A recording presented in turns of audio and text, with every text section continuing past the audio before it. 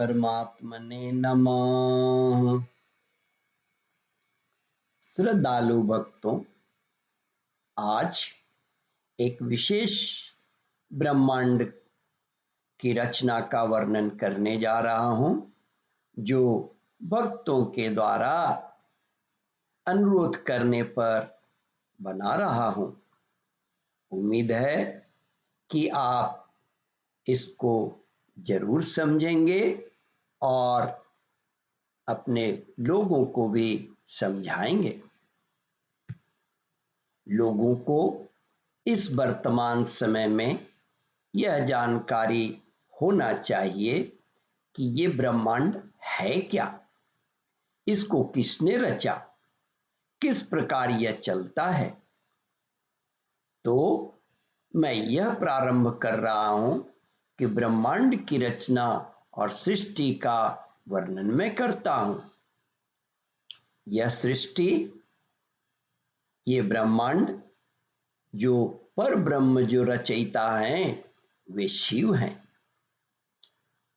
दुनिया रचने की इच्छा से स्वयं को दो स्वरूप में विभक्त किया। पहला स्वरूप शक्ति और दूसरा स्वरूप शिव हुए। शिव निर्गुण स्वरूप हैं। शक्ति जिसे देख और स्पर्श नहीं कर सकते।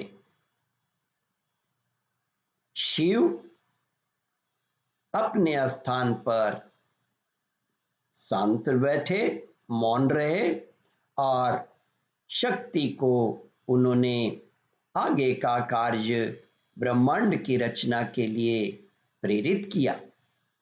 शक्ति ने अपने को दो स्वरूप में विभक्त किया। एक का नाम पुरुष हुआ और दूसरे का नाम प्रकृति हुआ। पुरुष को अथाह जल में तप करने के लिए कहा गया। शक्ति से जो प्रकृति उत्पन्न हुआ था, जिसे देख नहीं सकते, प्रकृति को हम देख नहीं सकते, तो प्रकृति से उत्पन्न महतत्व हुआ। महतत्व में अहंकार होने के कारण अहंकार हुआ। महतत्व में वृत्ति होने के कारण अहंकार हुआ। अहंकार में वृत्ति होने के कारण आकाश उत्पन्न हुआ। आकाश से में वृत्ति होने के कारण वायु हुआ और वायु में वृत्ति होने के कारण तेज हुआ और तेज में वृत्ति होने के कारण जल की उत्पत्ति हुई और जल में वृत्ति होने के कारण पृथ्वी उत्पन्न हुई। इन सभी में अलग अलग गुण है। और पुरुष जो था, पुरुष को शिव ने यह शक्ति दिया कि जो भी संसार रचा जाएगा, ब्रह्मांड रचा जाएगा, उसका आपको पालन करना है। शिव ने अपने शरीर से ब्रह्मा की उत्पत्ति की। ब्रह्मा को यह दायित्व दिया गया कि आप चराचर जीवों की सृष्टि कीजिए। ध्यान रखिएगा, यह चराचर जीवों की सृष्टि के लिए ब्रह्मा जी को उत्पन्न किए। ब्रह्मा जी को अपना हाथ पकड़ाते हुए विष्णु जी के हाथ में समर्पित किया, सौंप दिया। और विष्णु से जो पुरुष हैं उनका नाम विष्णु रखा गया और उस पुरुष से कहा गया कि ब्रह्मा के द्वारा जो भी चराचर जीवों की रचना होगी उसका पालन करना आपका काम होगा। आप जितने भी स्वरूप में अपने आप को प्रकट कर सकते हैं, पालन करने के लिए आप कीजिए। विष्णु ने, पुरुष ने अपने आप को मत्स्य अवतार में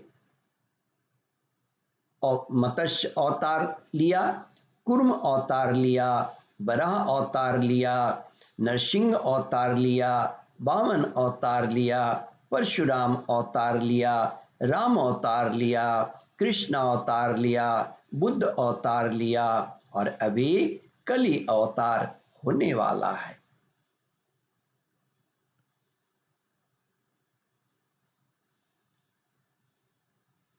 ये ब्रह्मांड जो है ये एक नहीं है। इस पृथ्वी के जैसा, मैंने जैसा कहा कि पृथ्वी की उत्पत्ति जल से हुई, जल की उत्पत्ति तेज से हुई, तेज की उत्पत्ति वायु से हुई, वायु की उत्पत्ति आकाश से हुई, आकाश की उत्पत्ति अहंकार से हुई और अहंकार की उत्पत्ति महतत्व से हुई और महतत्व की उत्पत्ति प्रकृति से हुई और प्रकृति की उत्पत्ति शक्ति से हुई और शक्ति की उत्पत्ति शिव से हुई। तो केवल हम जहाँ रहते हैं वो एक पृथ्वी है और ये अनेकों ब्रह्मांड इस चराचर जगत में विद्यमान है। इस कल्प के बारे में, इस ब्रह्मांड के समाप्त होने का वर्णन आपको ये बतलाता हूं कि यह ब्रह्मा का जो उम्र है उसके बारे में आपको वर्णन करता हूं। कल्प, प्रत्येक कल्प में 14 मनवंतर होते हैं। कल्प का मतलब होता है ब्रह्मा का एक दिन, जिसमें पूरा 14 मनवंतर होते हैं। ब्रह्मा का एक दिन 14 मनवंतर समाप्त होने के बाद ब्रह्मा का रात्रि 14 मनवंतर शुरू होता है, जिसमें पूरा अंधकार रहता है। दूसरा कल्प, ब्रह्मा का एक दिन 12 देव घंटा और उसमें जोड़ देंगे एक रात 12 देव घंटा का होता है। 2 कल्प समाप्त होने के बाद फिर से दूसरा कल्प शुरू होता है। इस तरह से 200 कल्प चलता रहता है। ब्रह्मा का जीवन चक्र 100 ब्रह्म वर्ष का होता है। सभी मनवंतर में सप्त ऋषियों के नाम भिन्न भिन्न होते हैं। अभी 7वां मनवंतर वैवस्वता चल रहा है। आपने पूर्व में सुना मनवंतर। ये मनवंतर किसको कहते हैं? मनवंतर क्या है? आपके मन में ये उठ रहा होगा, ये मनवंतर क्या चीज है? मनवंतर एक संस्कृत शब्द है जिसका मतलब होता है मनु प्लस अंतर, मनु जोड़ अंतर, मनवंतर। यह एक मनु और दूसरे मनु के बीच के समय का अंतर बतलाता है। 14 मनवंतर में 14 मनु ब्रह्मा के द्वारा उत्पन्न किए जाते हैं और वह मनु ब्रह्मा के कृपा से संसार का उत्पत्ति करते हैं। यही मनु के उत्पत्ति के बीच के समय को मनवंतर कहते हैं। यह एक खगोलीय गणना है। मनु के जीवन का यह समय है। आपको मैं ब्रह्मा के जीवन के विषय में गणना बताता हूं। ब्रह्मा का उम्र 100 ब्रह्म वर्ष है। 360 दिन ब्रह्म का एक ब्रह्म वर्ष होता है। इस ब्रह्म वर्ष में खर्रब में गणना की जाती है जो मानव वर्ष है। 2 कल्प, ब्रह्मा का 2 कल्प होता है, उसमें एक दिन उस प्लस रात ब्रह्मा का होता है। उसमें भी 8,8640,000,000 मानव वर्ष होता है। कल्प की गणना है एक दिन ब्रह्मा का 14 मनवंतर प्लस 15 संधि काल। इसको हम 14 गुने 71 चतुर्युग प्लस 6 चतुर्युग कह सकते हैं। इसके बराबर यह हुआ 1000 चतुर्युग, जो कि 4320,000,000 मानव वर्ष के बराबर है। 14 मनवंतर 4294,080,000 मानव वर्ष के बराबर है। मनवंतर के अंदर 14 चतुर्युग होते हैं। उसके अंदर 306,720,000 मानव वर्ष होता है। ये मनवंतर हुआ। देवयुग के विषय में आपको ये समझना चाहिए कि चतुर्युग को कहते हैं। देवयुग चतुर्युग को कहते हैं। एक देवयुग के बराबर 4320,000 मानव वर्ष कहा जाता है। सतयुग में 4 कलयुग के बराबर यानी कि 172,80,000 मानव वर्ष होता है। त्रेता में 129,6,000 मानव वर्ष होता है।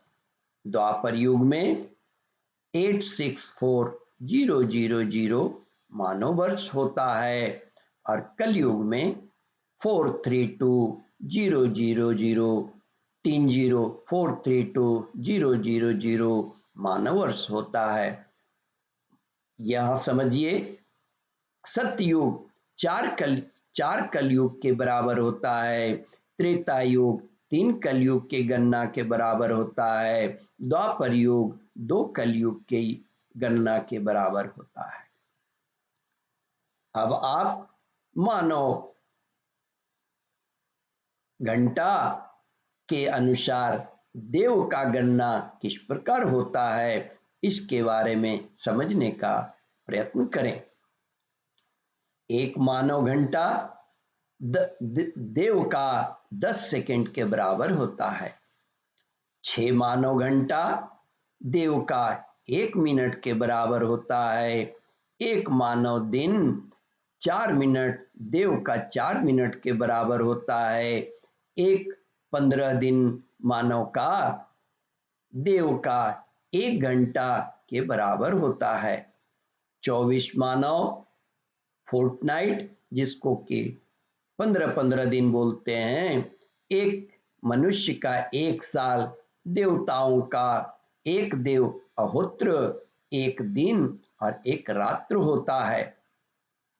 360 देव अहोत्र बराबर 1 देव वत्सर होता है। 12,000 वत्सर का 1 चतुर्युग होता है। इस प्रकार यह गणना आपको समझना चाहिए। अगर किसी व्यक्ति को यह समझना है कि सृष्टि का रचना किस प्रकार हुआ, तो वह शिव पुराण के अंदर रुद्र संहिता में के प्रथम सृष्टि खंड को ध्यान से पढ़े। उसमें आपको सृष्टि का वर्णन समझ में आ जाएगा। अगर किसी को यह ग्रंथ पढ़ना है तो मैं ये आपको फ्री इंस्टॉल करने के लिए एक वेबसाइट देता हूँ। आप उसे नोट करके अपने पास रखिए। कृपया सुनिए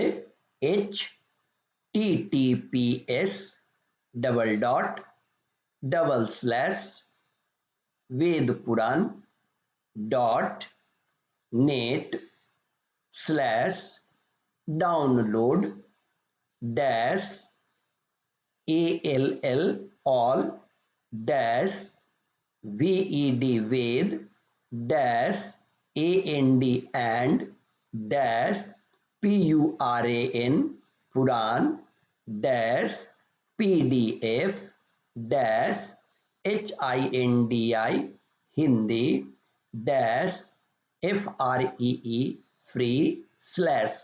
आप जब इस को अपने कंप्यूटर पर या मोबाइल पर इस वेबसाइट को डालेंगे और क्लिक करेंगे तो आप पूरा ग्रंथ को पढ़ सकते हैं।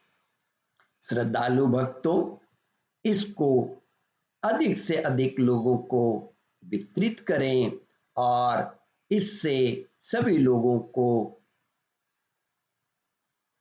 लाभ पहुंचाएं। ओम परमात्मने नमः। उम्मीद है यह स्पेशल वीडियो आपको जरूर पसंद आएगा। आप अधिक से अधिक अपने बंधु बांधवों को, मित्रों को प्रस्तुत करें। इस कथा को ध्यानपूर्वक श्रवण, मनन और इसका चिंतन करें। इस कथामृत का रसास्वादन अपने बंधु बांधवों को भी करावें।